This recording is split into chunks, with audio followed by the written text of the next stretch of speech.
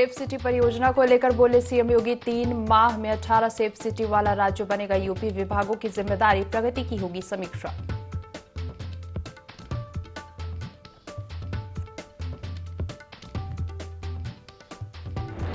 Etawah lion safari park में 3 शावकों की मौत। पूर्व सीएम अखिलेश यादव ने सफारी प्रशासन पर उठाए सवाल, कहा गर्भावस्था की पूर्व सूचना के बाद भी देखरेख में बरती लापरवाही।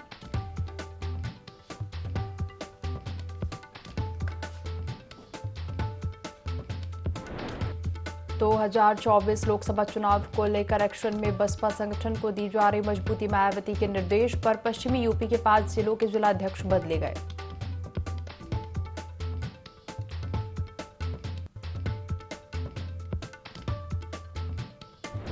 पीलीभीत में पलटी ट्रैक्टर ट्रॉली हादसे में 14 लोग घायल, घायलों को अस्पताल में कराया भर्ती।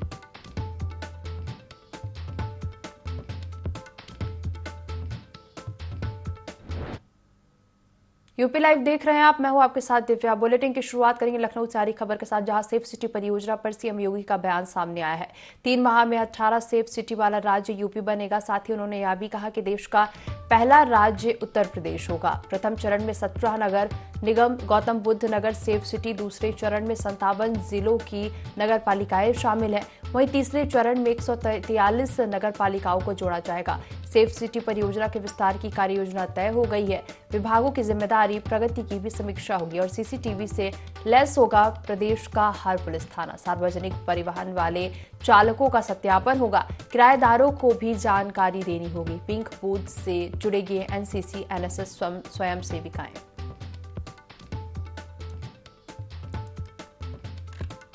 तो लखनऊ से खबर, जहां सेफ सिटी परियोजना पर सीएम योगी का बयान सामने आया है। उन्होंने कहा कि 3 माह में 18 सेफ सिटी वाला राज्य यूपी बनेगा। देश का पहला राज्य उत्तर प्रदेश होगा। प्रथम चरण में 17 नगर निगम गौतम बुद्ध नगर सेफ सिटी, वही दूसरे चरण में 57 जिलों की नगर पालिकाएं शामिल हैं। तीसरे चरण में 143 नगर पालिकाओं को जोड़ा जाएगा। सेफ सिटी परियोजना के विस्तार की कार्ययोजना तय हो गई है। साथ ही सीएम ने यह भी कहा कि विभागों की जिम्मेदारी, प्रगति की समीक्षा होगी और सीसीटीवी से लैस होगा प्रदेश का हर पुलिस थाना। सार्वजनिक परिवहन वाले चालकों का सत्यापन होगा। किराएदारों को भी जानकारी देनी होगी। ज्यादा जानकारी लेंगे, हमारे ब्यूरो चीफ विनय मिश्रा हमारे साथ जुड़ गए हैं। विनय, सेफ सिटी परियोजना पर सीएम योगी का बयान सामने आया, क्या कुछ कहा है उन्होंने? यहाँ पर बता दूं कि सीएम योगी ने जो है मंगलवार को जो है गृह विभाग के अधिकारियों के साथ समीक्षा बैठक की है, जिसमें सेफ सिटी परियोजना को लेकर के जो है उन्होंने दिशा निर्देश दिया है कि ऐसे सभी जो सभी शहर हैं उनका सेफ सिटी का बोर्ड लगाकर इसकी ब्रांडिंग की जानी चाहिए। और जो परियोजना की समीक्षा है इसको 15 दिन पे मुख्य सचिव को करने के लिए इसको दिशा निर्देशित भी किया है।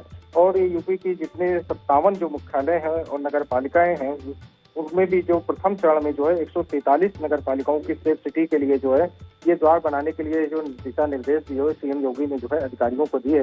तो इस तरीके की जो योजना लेकर के सीएम योगी ने दिशा निर्देश दिया है, इससे जो है प्रभाव यूपी की सभी जनपदों में यहाँ पे साफ तौर पे देखने को मिलेगा। जो सेफ सिटी का दर्जा दिया गया है तो इससे आने वाले दिनों में बदलाव यहाँ पे जरूर नजर आएंगे। वीरज, देखा जाए तो सेफ सिटी परियोजना के विस्तार की कार्ययोजना भी तय हो गई है और इसके साथ ही विभागों की जिम्मेदारी और प्रगति की समीक्षा करने की बात भी कही गई है। जी, यहाँ पे जो विभागों को जो जिम्मेदारी सौंपी गई है वो 143 नगर पालिका है। तो उस नगर पालिकाओं में जो विकास कार्य होने हैं, मुख्य द्वार बनने हैं और पार्क बनने हैं, तो उन सब को लेकर के जो है एक प्रस्ताव वहाँ पे जारी किया जाएगा मुख्य सचिव द्वारा। इसीलिए 15 दिन पे एक समीक्षा बैठक भी की जाएगी। 15 दिनों में पता चल जाएगा कि जो वहाँ पे कमियां हैं या जो भी है नगर पालिका क्षेत्र में वो सारी जो है प्रस्ताव आ जाएंगे। तो उसके विकास के लिए जो है योगी सरकार पूरी तरीके से तत्पर है कि किस तरीके से विकास कार्य किया जाए। और जो ये सेफ सिटी है इस परियोजना को किस तरीके से लागू किया है, ये पूरी परियोजना बनकर के तैयार है और जल्द ही ये पूरी तरीके से पूरी नगर पालिका में लागू भी होगी। विनय जी, सीएम योगी ने पिंक बूथ से एनसीसी एनएसएस स्वयं सेविकाओं के जुड़ने की बात कही है, इसका क्या तात्पर्य? जी, यहाँ पे पिंक बूथ से भी जोड़ने की जो बात की है सीएम योगी ने, तो उससे जो है तमाम ऐसे जो शहर जो चिन्हांकित किए जाएंगे कि उसमें से तमाम जैसे बड़े शहर है, लखनऊ है, कानपुर है और आपके वाराणसी है, अयोध्या है, इस तरीके के जो बड़े बड़े शहर हैं तो उनमें इस तरीके की पिंक योजना जो लागू करने की योजना है उसको जल्द ही यहाँ पे दिखाया भी जाएगा। फिर आप हमारे साथ बने रहिए, हम और भी जानकारी आपसे लेंगे।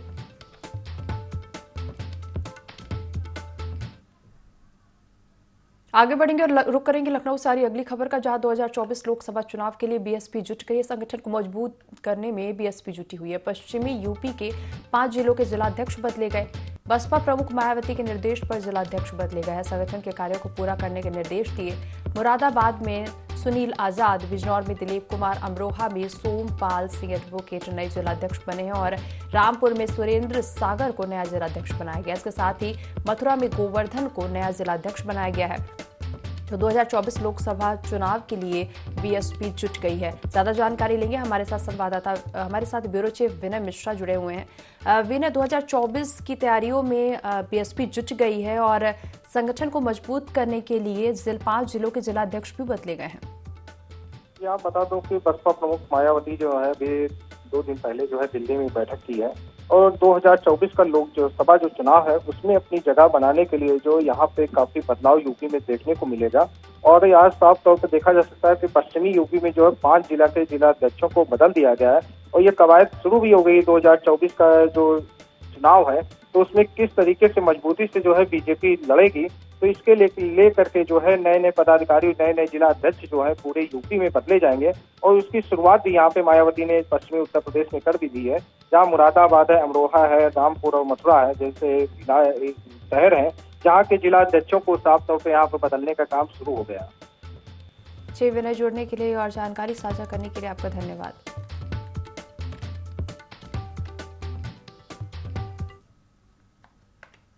आगे बढ़ेंगे और रुक करेंगे इटावा से आ रही खबर का, जहां इटावा लॉयंस सफारी पार्क में 3 शावकों की मौत हो गई है। सपा प्रमुख अखिलेश यादव ने सोशल मीडिया पर जानकारी दी है। पूर्व सीएम ने सफारी प्रशासन पर सवाल भी उठाए हैं। शावकों की दुखद मौत की जिम्मेदारी तत्काल निर्धारित हो। साथ ही उन्होंने यह भी कहा कि गर्भावस्था की पूर्व सूचना के बाद भी देखरेख में लापरवाही बरती गई है। तो इटावा से आपको खबर बता रहा है, जहां इटावा लॉयंस सफारी पार्क में 3 शावकों की मौत हुई है, जिसको लेकर सपा प्रमुख अखिलेश यादव ने सोशल मीडिया पर जानकारी दी और पूर्व सीएम ने सफारी प्रशासन पर सवाल भी उठाए हैं। शावकों की दुखद मौत की जिम्मेदारी तत्काल निर्धारित हो। साथ ही उन्होंने यह भी कहा कि गर्भावस्था की पूर्व सूचना के बाद भी देखरेख में लापरवाही बरती गई।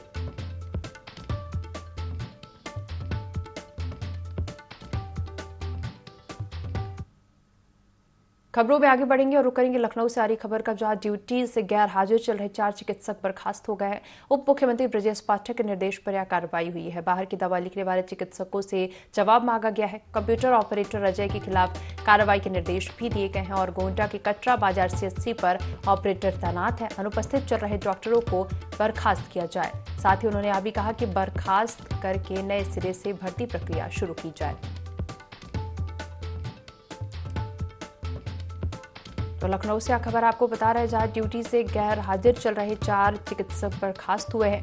उप मुख्यमंत्री ब्रजेश पाठक ने निर्देश पर यह कार्रवाई हुई है। बाहर की दवा लिखने वाले चिकित्सकों से जवाब भी मांगा गया है। इसके साथ ही कंप्यूटर ऑपरेटर अजय के खिलाफ कार्रवाई के निर्देश दिए हैं। इस दौरान उप मुख्यमंत्री ब्रजेश पाठक ने कहा कि अनुपस्थित चल रहे डॉक्टरों को बर्खास्त किया जाए और बर्खास्त करके नए सिरे से भर्ती प्रक्रिया शुरू की जाए।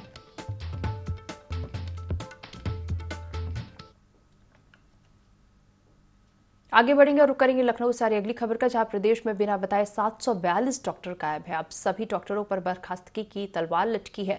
स्वास्थ्य महानिदेशालय ने शासन को रिपोर्ट भेजी है। डॉक्टरों को चिन्हित कर रिपोर्ट भेजी है। शासन की ओर से इनके खिलाफ कार्रवाई शुरू हो गई है। प्रदेश के विभिन्न अस्पतालों में डॉक्टर अनुपस्थित हैं। तो लखनऊ से खबर आपको बता रहा है, जहां प्रदेश में बिना बताए 742 डॉक्टर गायब हो गए हैं। अब सभी डॉक्टरों पर बर्खास्तगी की तलवार लटकी है। स्वास्थ्य महानिदेशालय ने शासन को रिपोर्ट भेजी है। डॉक्टरों को चिन्हित कर रिपोर्ट भेजी। शासन की ओर से इनके खिलाफ कार्रवाई शुरू हो गई है। प्रदेश के विभिन्न अस्पतालों में डॉक्टर अनुपस्थित हैं।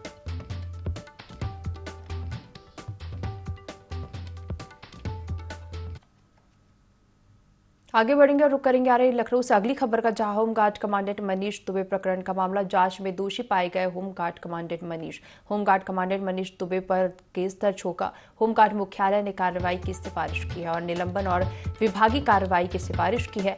महिला पीसीएस अधिकारी के साथ साजिश रची थी। महिला के पति को मारने की साजिश रची थी। गंभीर आरोपों में महोबा के में तैनात कमांडेंट फंसे हैं। डीजी होमगार्ड बीके मौर्य की जांच पर दोषी पाए गए मनीष दुबे पर जल्द निलंबन का आदेश जारी होगा। तो लखनऊ से यह खबर आपको बता रहा है, जहां होमगार्ड कमांडेंट मनीष दुबे प्रकरण का यह मामला है। जांच में होमगार्ड कमांडेंट मनीष दुबे दोषी पाए गए। होमगार्ड कमांडेंट मनीष दुबे पर केस दर्ज होगा। होमगार्ड मुख्यालय ने कार्रवाई की सिफारिश की है। निलंबन और विभागीय कार्रवाई की सिफारिश की है। महिला पीसीसी अधिकारी के साथ महिला के पति को मारने की साजिश रची थी। गंभीर आरोपों में फंस गए हैं। मनीष दुबे पर जल्द निलंबन का आदेश जारी होगा। तो ये लखनऊ से आपको खबर बता रहे हैं, जहां होमगार्ड कमांडेंट मनीष दुबे प्रकरण मामले में होमगार्ड कमांडेंट मनीष दुबे दोषी पाए गए हैं और उन पर केस दर्ज होगा। होमगार्ड मुख्यालय ने कार्रवाई की सिफारिश की है। निलंबन और विभागीय कार्रवाई की सिफारिश की है।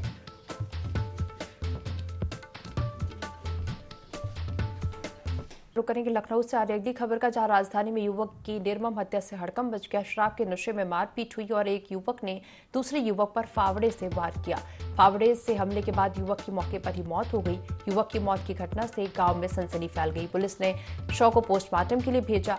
बीकेटी थाना क्षेत्र के विजयपुर गांव की यह घटना बताई जा रही है, जहां युवक की निर्मम हत्या से हड़कंप मच गया है। शराब के नशे में मारपीट हुई और एक युवक ने दूसरे युवक पर फावड़े से वार किया। फावड़े से हमले के बाद युवक की मौके पर ही मौत हो गई। युवक की मौत की घटना से गांव में सनसनी फैल गई। पुलिस ने शव को पोस्टमार्टम के लिए भेजा है। बीकेटी थाना क्षेत्र के विजयपुर गांव की घटना बताई जा रही है।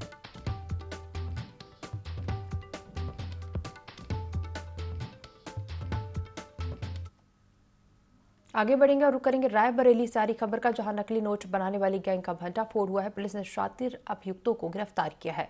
भारतीय करेंसी के जाली नोटों के साथ 2 आरोपी गिरफ्तार हुए हैं। कब्जे से करीब 1 लाख रुपए, 2 मोबाइल और उपकरण भी बरामद हुए हैं। लालगंज कोतवाली पुलिस ने दोनों अभियुक्तों को पकड़ा है। तो रायबरेली से खबर बता रहा है, जहां नकली नोट बनाने वाले गैंग का भंडाफोड़ हुआ है और पुलिस ने शातिर अभियुक्तों को गिरफ्तार किया है।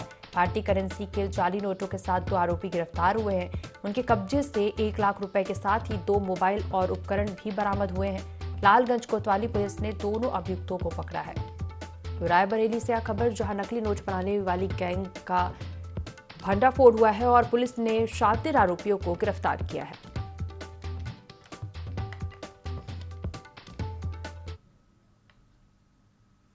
आगे बढ़ेंगे और रुक करेंगे खबरों का। पीलीभीत के अमखेड़ा गांव में एक भीषण सड़क हादसा हो गया। गांव गोबल के निकट ओवरटेक करते समय ट्रैक्टर ट्रॉली पलट गई, जिससे ट्रैक्टर ट्रॉली खाई में जा गिरी। ट्रॉली में 2 दर्जन से अधिक लोग सवार थे। वही हादसे में 14 लोग घायल भी बताए जा रहे हैं। मौके पर बड़ी संख्या में पुलिस बल पहुंचा और बचाव कार्य शुरू किया गया। लोगों ने घायलों को नजदीकी अस्पताल में भर्ती कराया।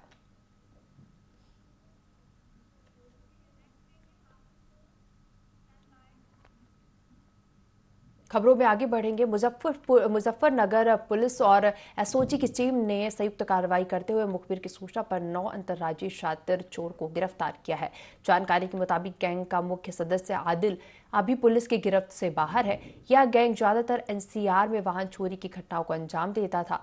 पूछताछ में इन अभियुक्तों ने बताया कि वह गाड़ी चोरी करने के लिए साइड का छोटा शीशा तोड़कर कार के अंदर प्रवेश करते थे, जिसके बाद अलार्म की तार काटकर कार चोरी किया करते थे। वही बाइक चोरी करने से पहले यह लोग सड़कों और कॉलोनियों में घूमकर रैकी किया करते थे, जिसके बाद चोरी की घटनाओं को अंजाम देते थे। फिलहाल पुलिस ने आरोपियों को गिरफ्तार कर जेल भेज दिया है।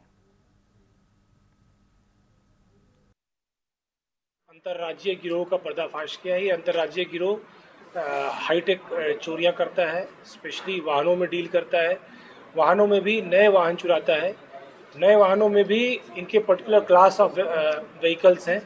जैसे बाइक्स में ये सिर्फ बुलेट चोरी करते हैं। हम लोगों के पास 14 बुलेट बाइक्स, बिल्कुल नई brand new bullet bikes recover की है हम लोगों ने। 4 कार इसके अतिरिक्त बरामद हुई है चोरियों की। चोरी करके वो कागज़ बनवाते हैं, इसके फर्जी डॉक्यूमेंट्स क्रिएट किए जाते हैं। जो भी प्रॉफिट होता है उसको ये लोग आपस में शेयर कर लेते हैं। एटा में युवती के प्रेम प्रसंग से परेशान पिता और उसके भाई ने मिलकर हत्या करने का मामला सामने आया है। प्राथमिक जांच में पुलिस ने ऑनर किलिंग की आशंका जताते हुए आरोपी पिता पुत्र को गिरफ्तार कर लिया। शव को हजारा नहर में खोजा जा रहा है। पूरा मामला थाना मिरहची के नगला श्याम गांव का है, जहां एक दलित युवती अपने ही गांव के एक युवक से प्रेम करती थी। परिजनों ने इसका विरोध किया और युवती की जिद से नाराज परिजनों ने घटना को अंजाम दिया और थाने में गुमशुदगी की रिपोर्ट दर्ज करा दी। फिलहाल पुलिस मामले की जांच में जुट गई है। ग्रामपाली द्वारा सूचना दी गई कि एक युवती को उसके माता पिता द्वारा और पीटकर नहर में डाल दिया गया है। इस सूचना पे अभियोग पंजीकृत किया गया है तथा युवती की बॉडी की तलाश की जा रही है और इसमें आवश्यक वैधानिक कार्रवाई प्रचलित है। सोनभद्र पुलिस ने एक अंतर्राज्यीय शराब तस्कर को ट्रक से 680 पेटी में कुल 6120 लीटर अवैध अंग्रेजी शराब बरामद की है, जिसकी अनुमानित कीमत 50 लाख रुपए बताई जा रही है। शराब और ट्रक के साथ एक तस्कर को गिरफ्तार किया गया है। गिरफ्तार किए गए आरोपी ने बताया कि ट्रक करनाल हरियाणा का है।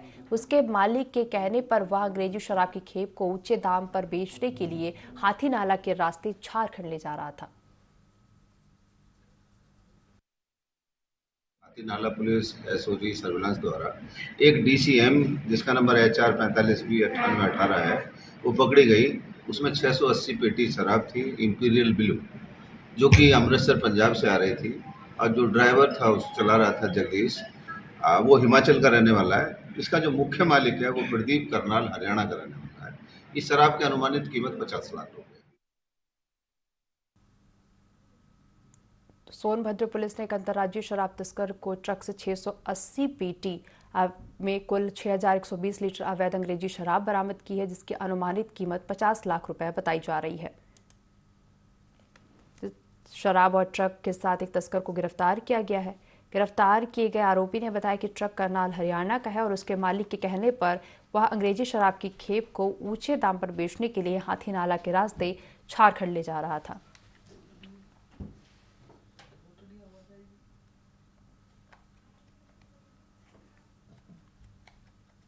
अंबेडकर नगर में पुरानी पेंशन बहाली सहित 12 सूत्रीय मांगों को लेकर राज्य कर्मचारी संयुक्त परिषद और शिक्षक संयुक्त मोर्चा के घटक संगठनों ने एक दिवसीय बाइक रैली निकाली, जिसमें प्रमुख रूप से शिक्षा और चिकित्सा विभाग के कर्मचारी मौजूद रहे।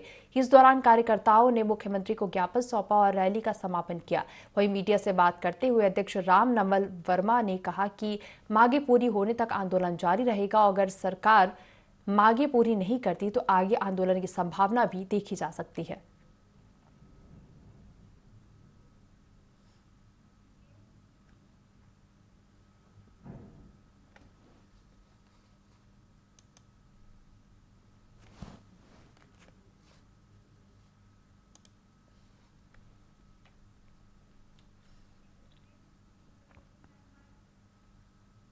आगे बढ़ेंगे और रुक करेंगे अगली खबर का। भारी बारिश के कारण पंजाब के लुधियाना, सरहिंद शरीफ, चंडीगढ़ सहित कई स्थानों पर रेलवे ट्रैकों में पानी भर गया है, जिसका असर मुरादाबाद रेल मंडल के ट्रेन संचालन पर भी देखने को मिल रहा है। मुरादाबाद रेल मंडल के सीनियर डीसीएम सुधीर सिंह ने बताया कि पहले प्रभावित सभी ट्रैक पर 10 किलोमीटर प्रति घंटे के हिसाब से ट्रेन का संचालन किया जा रहा था।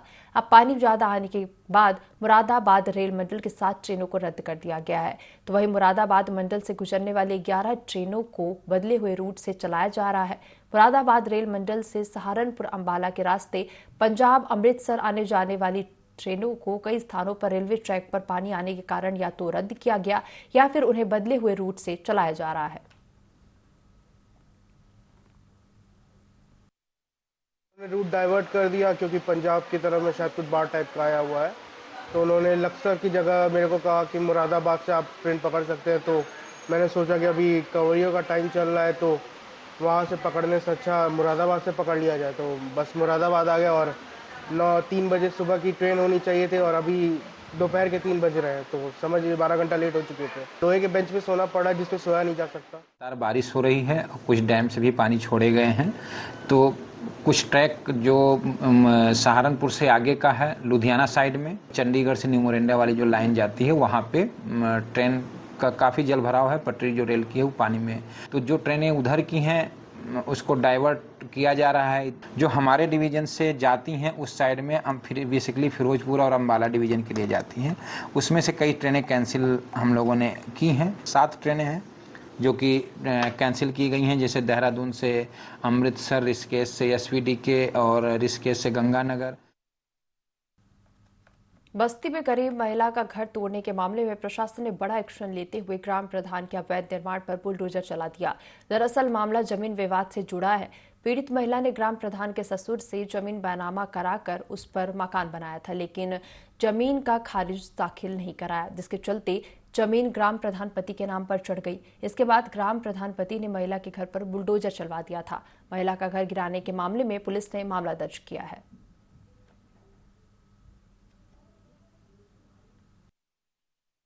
मेरी तबीयत बीच में खराब हो गई, मैं अपना मजदूरी करके बाहर रह रहा था आगरा में, और उसके बाद 3-4 साल पहले मेरी डायलिसिस हो रही है। मेरी दोनों किडनियां खराब हो चुकी हैं। इस चक्कर में मैं चला गया, बीच में मौका पा करके हमारी ज़मीन को ध्वस्त कर दिया। हमारे पास रहने को जगह नहीं है, न खाने को कपड़ा है, क्योंकि मेरे बच्चे छोटे छोटे हैं। मैं गरीब आदमी, डायलिसिस से मरीज हूँ। जो मेरे पास होता है मैं दवाई में चला जाता है। मैं इस समय भूखमरी के कगार पे भी हूँ, न घर है। घर वही 2 कमरे बनवाए थे रहने के लिए, वो भी हमारा मकान तोड़ा है। प्रधानपति द्वारा वहाँ पर निर्मला देवी का एक बहुत पूर्व में निर्मित मकान था, जिसको उन्होंने जेसीबी लगाकर ध्वस्त कर दिया था 4 जुलाई में। तो उस प्रकरण की जांच मैं स्वयं और नायब तहसीलदार के साथ जाकर राजस्व टीम ने जांच किया।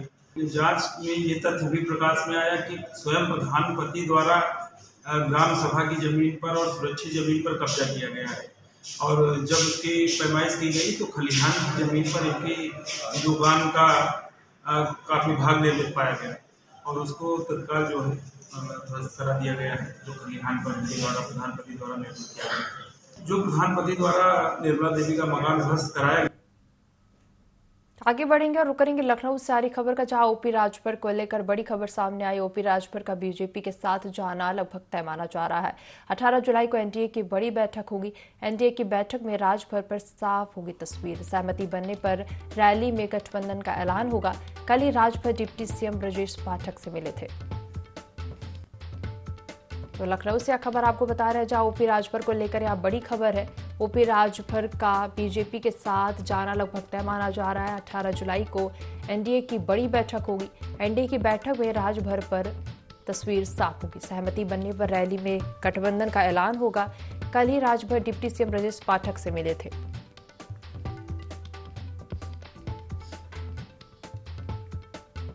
तो लखनऊ से खबर, जहां ओपी राजभर को लेकर यह बड़ी खबर है। ओपी राजभर का बीजेपी के साथ जाना लगभग तय माना जा रहा है। 18 जुलाई को एनडीए की बड़ी बैठक होगी और एनडीए की बैठक में राजभर पर तस्वीर साफ होगी। सहमति बनने पर रैली में गठबंधन का ऐलान होगा।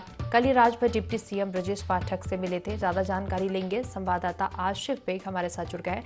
आशिफ, ओपी राजभर का बीजेपी के साथ जाना लगभग तय माना जा रहा है और 18 जुलाई को एनडीए की बैठक भी होगी। जी बिल्कुल दिव्या, बता दूं कि ओम प्रकाश राजभर तो अपने बयानों को लेकर काफी चर्चा में रहते हैं, और इधर बीच विधानसभा चुनाव के बाद सपा से उनकी खटास हो गई थी लगातार। अब वह सपा सुप्रीमो अखिलेश यादव को लेकर तंज भी कसते नजर आ रहे थे। तो इससे अंदाजा लगाया जा रहा था कि ओम प्रकाश राजभर अपनी पार्टी को शामिल कर देंगे बीजेपी में, और जिसका नतीजा रहा कि 18 जुलाई को एनडीए की बड़ी बैठक होगी, और जिसमें यह माना जा रहा है कि ओम प्रकाश राजभर बीजेपी में शामिल किए जा सकते हैं। ऐसी चर्चाएं जो है पिछले 15 दिनों से सुर्खियों में है, राजनीतिक गलियारे में चल रही है। तो यह माना जा रहा है कि सहमति बनने पर गठबंधन का ऐलान भी होगा 18 जुलाई को। और साथ ही साथ ओम प्रकाश राजभर ने डिप्टी सीएम केशव मौर्य के साथ साथ ब्रजेश पाठक से भी मुलाकात किया था। अब देखने वाली बात यह होगा कि 18 जुलाई को हम ओम प्रकाश राजभर को लेकर बीजेपी का क्या ऐलान रहता है। जी विद्या जी, आशिफ, जुड़ने के लिए और जानकारी साझा करने के लिए आपका धन्यवाद।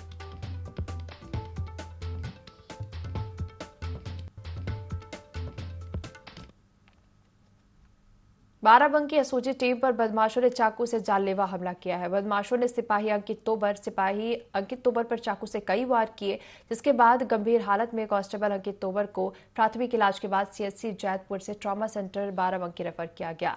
मुठभेड़ में पुलिस ने 2 बदमाशों को भी गिरफ्तार किया है। पुलिस संदिग्ध लोगों से पूछताछ में जुटी हुई है।